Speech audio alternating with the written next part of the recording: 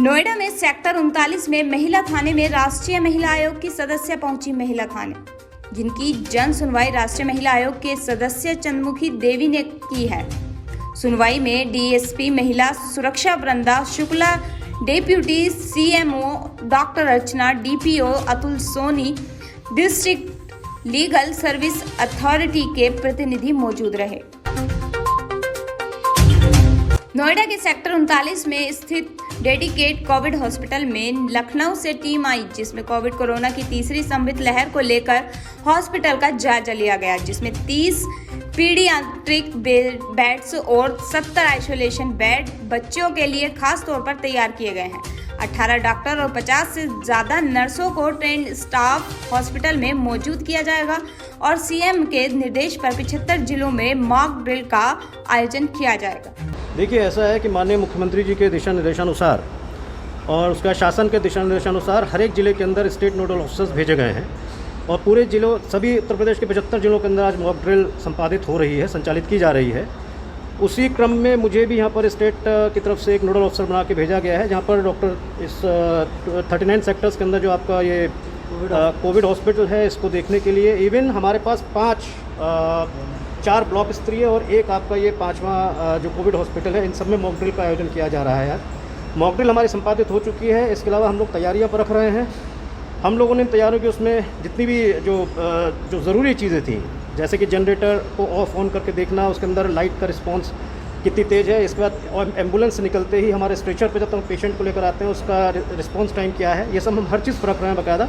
और पूरा dedicated, fully dedicated trend staff यहाँ पर, बाकायदा स्किल्ड स्टाफ यहाँ पर लगा हुआ है।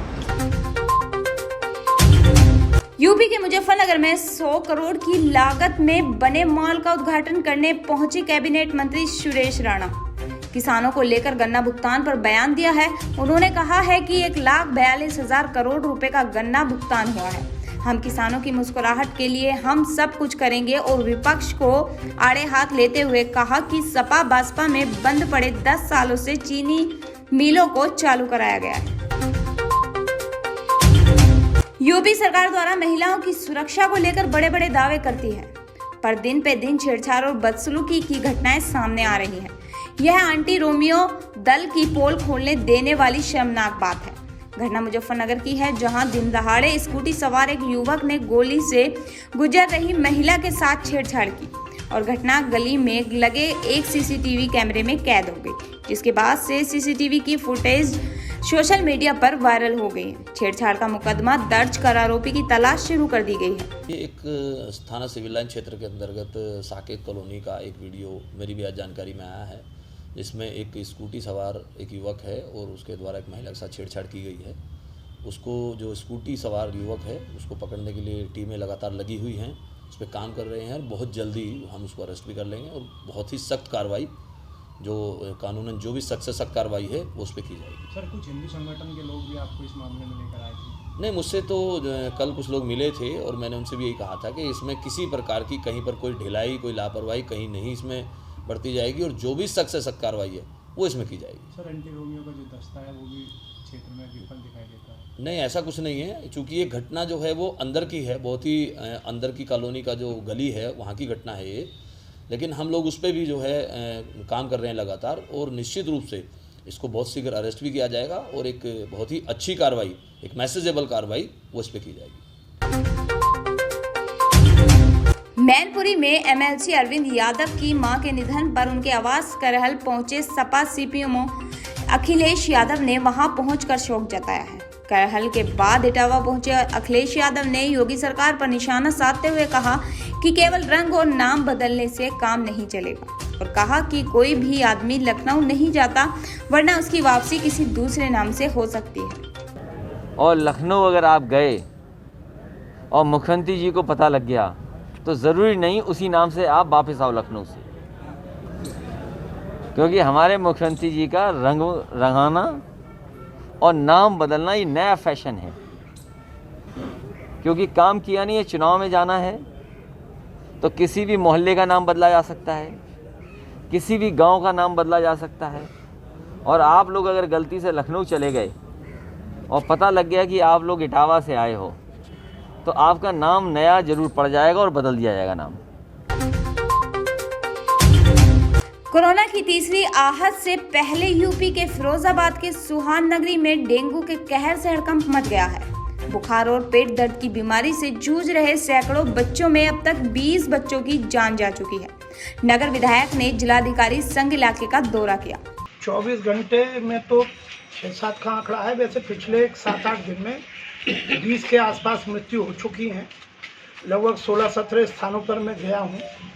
और देखिए, दोषी किसी को बताना ये तो मेरे स्तर की बात नहीं है, लेकिन मेरा सामान्य ज्ञान कहता है कि डेंगू की बीमारी जहाँ पर गंदगी होती है, जहाँ पर पानी का जल भराव होता है, जहाँ पानी सड़ता है, वहाँ पर मच्छर पनपते हैं और उसके कारण से डेंगू फैलता है। मैंने जिलाधिकारी महोदय को लगातार इस बात के लिए अवगत करा दिया है कि जितने भी लो लाइन एरिया हैं, जहाँ पर गंदगी है, जहाँ पर जल भराव है, वहाँ पर एंटी लार्वा डालें, इसलिए कि मच्छर पैदा नहीं हो और फॉगिंग से मच्छर मर जाए। और स्वास्थ्य विभाग के लोग जिन क्षेत्रों में डेंगू महामारी की स्थिति है, वहाँ घर घर में जाकर देखें। यहाँ पर भी देखें, जिस स्थान पर आप बैठे, आपने देखा है जब रिया बेटी खत्म हुई है, सामने गंदा पानी भरा हुआ है। बगल में नव्या बेटी है, वो बीमार है। आगे बादल बच्चा है, वो 2-3 दिन पहले ख़त्म हुआ है। तो इसके लिए प्रिवेंशन माने रोकथाम के लिए हमको सतही काम, ऊपरी दिखावे का काम नहीं करना है। ज़मीनी स्तर पर जब तक हम काम नहीं करेंगे तब तक ये काम नहीं हो पाएगा। ये हमने भी पहले सोचा था, लेकिन जितने सिम्टम्स हैं उसमें बच्चों को बुखार के बाद पेट में दर्द के लिए डॉक्टरों के द्वारा ये बताया गया कि भाई इसमें लीवर बढ़ता है तो उसमें दर्द होता है। फिर उसकी दस्त, ज़्यादातर बच्चों के टेस्ट हुए हैं। तो ये तीसरी लहर नहीं है, ये डेंगू है। तब ये नगर निगम ये ज़्यादातर कार्य क्षेत्र मिशन, बैनर, पोस्टर, प्रचार प्रसार, यह सब सतही क्रियाएं हैं। हमको सीधा सामान्य काम है। मैंने संस्था को 10 साल चलाया है। हमें ज़मीनी स्तर पर मूवमेंट करना होगा, हमारे उपलब्ध साधनों को झोंकना होगा और स्वयं समीक्षा करनी होगी। जन सहयोग मिलेगा, वातावरण में सफाई का वातावरण बनेगा। इटावा पहुंचे अखिलेश यादव, विपक्षी पार्टी को जमकर आलोचना की है। शहरों और जगहों के नाम बदलने से लेकर केंद्र सरकार की उज्ज्वला योजना पर तंज कसते हुए कहा कि सरकार को इसका नाम तो उज्ज्वला योजना रख देना चाहिए, क्योंकि जिस योजना के तहत गरीब महिलाओं को फ्री में सिलेंडर दिए जाने थे, उनके घर के चूल्हे अब ठंडे हो गए हैं। जब सरकार के पास कोई व्यवस्था नहीं है कि अगर पर्यावरण बचाना है तो उनकी जिम्मेदारी सरकार की बड़ी है, वो अपनी जिम्मेदारी निभा नहीं रहे और किसानों के ऊपर झूठे मुकदमे लगा रहे हैं। हरदोई में एक बड़ा मामला सामने आया है, जहां हरदोई पुलिस द्वारा की गई बड़ी कार्रवाई पुलिस को हाथ लगी है। बता दें कि कुछ लोग शराब बनाने का काम कर रहे थे, जिसमें पुलिस ने मौके पर पहुंचकर शराब माफियाओं को हिरासत में ले लिया है।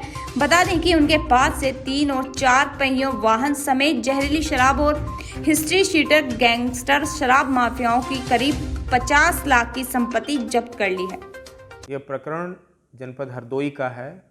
यहाँ कुख्यात हिस्ट्री शीटर गैंगस्टर शराब माफियाओं की संपत्ति जब्त की गई है।